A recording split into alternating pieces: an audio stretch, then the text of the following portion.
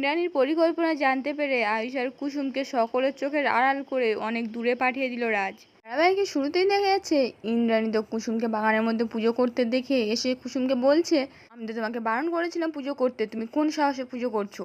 মীনাক্ষী তখন কুসুমকে বলছে, কি হলো বলো, আবার গাঙ্গুলি পরিবারের গার্ডেনের ভিতরে তোমার বাবা কি এটা কিনে নিয়েছে?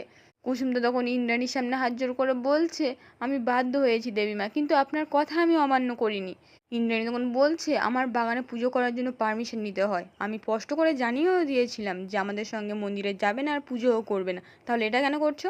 কুসুম তখন বলছে, এটা ছোট সাহেবের জন্য, আর এবারই নিয়ম তো শ্রাবণ মাসের শেষ সোমবার স্বামীর মঙ্গল কামনায় শিবের বার করতে, ওই জন্য আমি বাধ্য হয়ে করেছি দেবীমা। মীনাক্ষী তখন কুসুমকে বলছে, বাড়ির বউ যদি আর একবার বলেছো না, ঘাট ধাক্কা দিয়ে আমি বের করে দেবো। এই বলে তো ইন্দ্রাণীকে বলছে, আমাকে শুধু একবার বলো দিদি, এই মেয়ের কি ব্যবস্থা করি শুধু দেখো। কুসুম তখন ইন্দ্রাণীকে বলছে, দেবীমা আমায় ক্ষমা করবেন, আর আপনিও তো বলেছেন যে আমার কথা, আমার প্রার্থনা ঠাকুর শোনেন, আর আমি তো আপনারও কথা শুনেছি যে আমি মন্দিরে পুজো দিতে যাইনি, বাগানে পুজোটা করতে দিন। মীনাক্ষী তখন কুসুমকে বলছে, এসব মূর্তি বানিয়ে না পুতুল খেলা বন্ধ করো। দিদি চুপ করে আছে বলে কি ভেবেছো তুমি, আমি না এই মূর্তির কি অবস্থা করবো দেখো। এই বলে তো একটা ঘর তুলে নেয়। কুসুম তখন মীনাক্ষীর হাতটা চেপে ধরে বলছে, না ছোট ম্যাডাম, আপনি এটা করবেন না। মীনাক্ষী তখন বলছে, করবো না মানে, তোমার এই মূর্তিটা তো আমি একেবারে। তখনই ইন্দ্রাণী মীনাক্ষীকে বলছে, কি করছিস ছোট, এরকম করে দেবতাদের অসম্মান করলে দেবতারা আমাদের উপর কিন্তু রুষ্ট হবেন। মীনাক্ষী তখন বলছে, তাহলে কি করব বলো, পুজোটা করতে দেবো কুসুমকে? ইন্দ্রাণী তখন বলছে, একবার যখন পুজো শুরু করেছে ও শেষ ওকে করতেই হবে। এই বলে তো কুসুমকে বলছে, তবে তুমি ভেবো না যে বাড়ির বউ হিসেবে এই পুজোটা অ্যালাউ করছি, আমার বাড়িতে তুমি ঠাকুরের মূর্তি করেছো তাই জন্য অ্যালাউ করছি, এর বেশি কিচ্ছু না। এই বলে তো ওখান থেকে চলে যায়। মীনাক্ষী তখন কুসুমকে বলছে, নিজেকে খুব চালু মনে করো তাই না, তুমি যাই করে নাও না কেন, দিদি তোমাকে বাড়ির বৌমা হিসেবে কোনো দিনে মানবে না, আমি স্ট্যাম্প পেপারে লিখে দেবো। এই বলে তো ওখান থেকে চলে যায়। কুসুম তখন একা একা বলছে, ছোট ম্যাডাম এ বাড়িতে থাকার মেয়াদ আমার ফুরিয়ে এসেছে, খুব তাড়াতাড়ি আমি এই বাড়ি ছেড়ে চলে যাব, তাতে আমার পরিচয়টা বদলাবে না, আমি সারা জীবন আয়ুষ্মান গাঙ্গুলির স্ত্রী হিসেবেই থাকবো, আর নিজের শেষ নিঃশ্বাস পর্যন্ত এই একতরফা সম্পর্ক আমি পালন করে যাব। এদিকেও তখন বাড়িতে রাজ, অনুশ্রী, ঈশান সকলে মিলে ইন্দ্রাণীকে ওষুধ খাওয়ার জন্য বলে। ইন্দ্রাণী তখন বলছে, আমাকে তো পুজোটা সম্পূর্ণ করতে হবে, তারপর আমি সব খাবো। এই বলে তো অনুশ্রীকে বলছে, চলো। রাজ তখন ইন্দ্রাণীকে বলছে, ঠিক আছে আমিও তোমার সঙ্গে যাব, বাড়িতে একা থাকলে আমার টেনশন হবে, আমি তোমাকে একা ছাড়বো না, চলো। তখন ইন্দ্রাণীর হঠাৎ করে মাথাটা ঘুরে যায়, তখন সকলে মিলে ধরে। ইন্দ্রাণী তখন বলছে, না না আমি ঠিক আছে অনুশ্রী চলো। এই বলে তো সকলে মিলে ঘর থেকে বেরিয়ে যায়। এদিকে তখন কুসুম তো শিব ঠাকুরের কাছে বসে পুজো করছিল, তখনই আয়ুষ আসে। কুসুম তখন আয়ুষকে বলছে, আপনি তো সবে কাজ থেকে ফিরলেন, বাড়ি যেতে পারতেন তো। আয়ুষ তখন বলছে, না কুসুম, মায়ের শরীরটা খারাপ তো, আর সারাদিন উপোস করে আছে, তাই একটু দেখতে চলে এলাম। কুসুম তখন বলছে, দুশ্চিন্তা তো আমারও হচ্ছে। তখনই ইন্দ্রাণীকে নিয়ে ওখান থেকে সকলে মিলে যাচ্ছিল। রাজ তখন কুসুমকে দেখতে পেয়ে ইন্দ্রাণীকে বলছে, আমি তোমাকে বলেছিলাম না তোমার বড় বৌমা তোমার বড় ছেলের জন্য নিষ্ঠা ভরে পুজো করবে, এই দেখো করছে। আমরা কি ওদেরকে ডেকে নিয়ে সবাই মিলে একসঙ্গে মন্দিরে পুজো দিতে দিতে পারি না? ইন্দ্রাণী তখন বলছে, না আমাদের দেরি হয়ে যাচ্ছে চলো। এই বলে তো সঙ্গে সঙ্গে অজ্ঞান হয়ে যায়। সকল মিলে তখন একটা চেয়ারে ধরে বসায়। ঈশান তখন বলছে, আমার মনে হয় অনেকক্ষণ উপোস ছিল তো তাই অজ্ঞান হয়ে গেছে, দাঁড়াও আমি জল নিয়ে আসছি। তখন ইন্দ্রাণী আস্তে আস্তে বলছে, না ব্রত না ভাঙা অবধি আমি জল টল কিচ্ছু খাবো না। রাজ তখন ইন্দ্রাণীকে বলছে, তুমি পারবে না। ইন্দ্রাণী তখন বলছে, আমাকে পারতেই হবে, ও বাড়ির শান্তির জন্য, সুখের জন্য। এই বলে তো ওঠার চেষ্টা করে, আবারও মাথা ঘুরে যায়।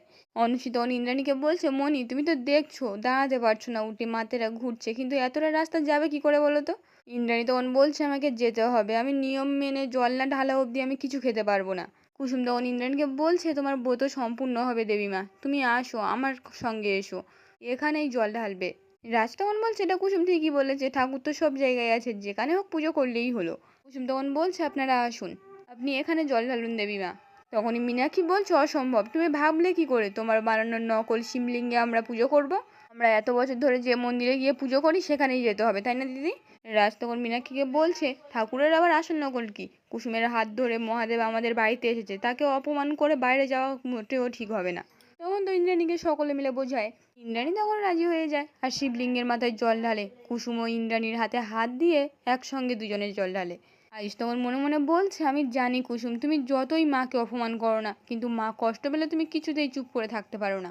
সেদিন তুমি আমার সামনে মাকে ব্যঙ্গ করেছো, তাও আমি জানি মনে মনে তুমি মাকেই দেবীমা বলে মানো, আর সারা জীবন তাই মানবে। তখনই ইন্দ্রাণীর হাতে অনুশ্রীও হাত রেখে তিনজনে মিলে একসঙ্গে জল ঢালে, তারপর মালা পরিয়ে দেয়। রাজ তখন মীনাক্ষীকে বলছে, কি মীনাক্ষী, তুমি দাঁড়িয়ে আছো কেন? দেখতে পেলে না গাঙ্গুলি বাড়ির 3 বউ একসঙ্গে জল ঢাললো, আর তুমি বা মন্দিরে যাবে কেন? গিয়ে জল ঢালো। মীনাক্ষী তখন কুসুমকে ঠেলে সরিয়ে দিয়ে বলছে, সরো না এই মেয়ে। এই বলে তো শিবের মাথায় জল ঢালে। রাজ তো তখন মনে মনে বলছে, ইন্দ্রাণী, ঠাকুরের ইচ্ছায় তুমি তোমার পুত্রবধূর সঙ্গে শ্রাবণের শেষ সোমবারটা পালন করলে। তখনই ইন্দ্রাণী রাজের হাতে একটা ঘর দিয়ে বলছে, আমার জল খাইয়ে আমার ব্রতটা ভঙ্গ করো রাজ। রাজ তখন ইন্দ্রাণীকে জলটা খাইয়ে দেয়। তারপর ঈশানকে বলে জল খাইয়ে দিতে।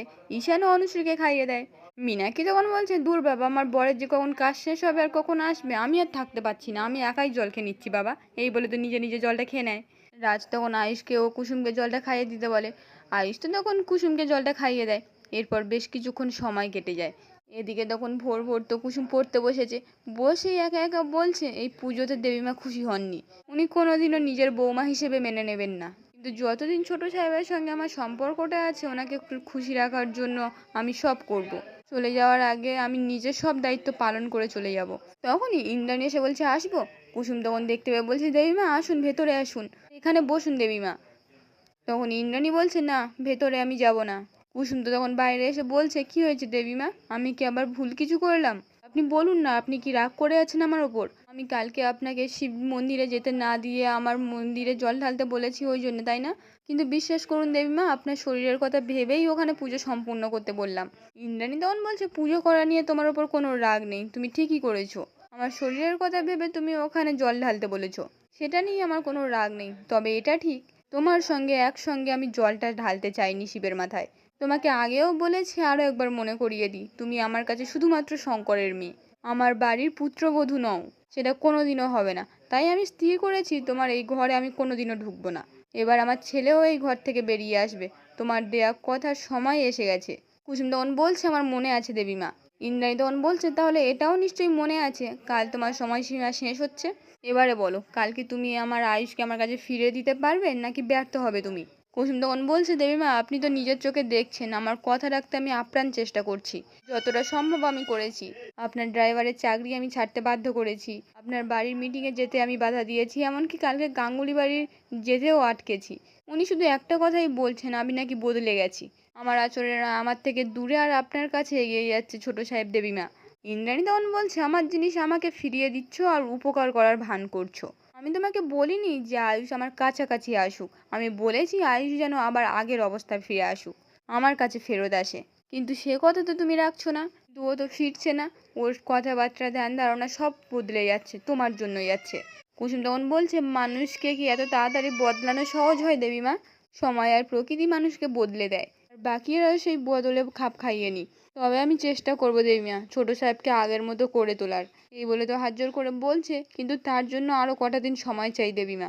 ততদিন যে রোজ ছোট সাহেব আপনার কাছে যাওয়ার চেষ্টা করছেন, আপনি হাতটা ধরে নিন, কাছে টেনে নিন দেবীমা।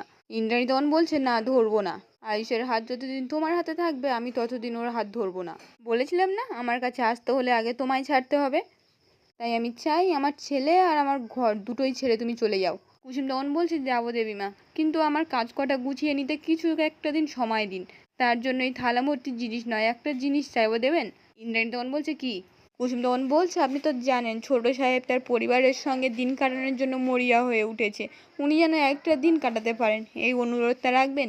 ইন্দ্রাণী তখন বলছে, কাছের মানুষ মানে তুমি আর আমি একসঙ্গে? কুসুম তখন বলছে, হ্যাঁ দেবীমা, আমি আপনাকে আর ছোট সাহেবকে একসঙ্গে গাঙ্গুলি পরিবারের দেখে আমি সারা জীবনের মতো চলে যাব, ওটাই নিয়ে সারা জীবন আমি বেঁচে থাকবো দেবীমা।